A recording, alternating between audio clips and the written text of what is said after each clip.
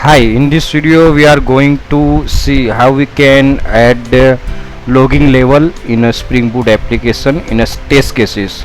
So in test cases we need to configure logback XML.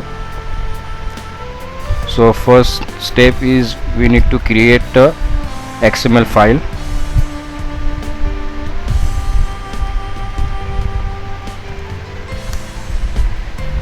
and configuration need to add here include logback base.xml and logger means org spring framework level info.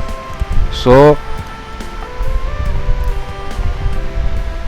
after adding this we can add the log level in a Spring Boot unit test case. So it's working. So this way we can configure for the test case log.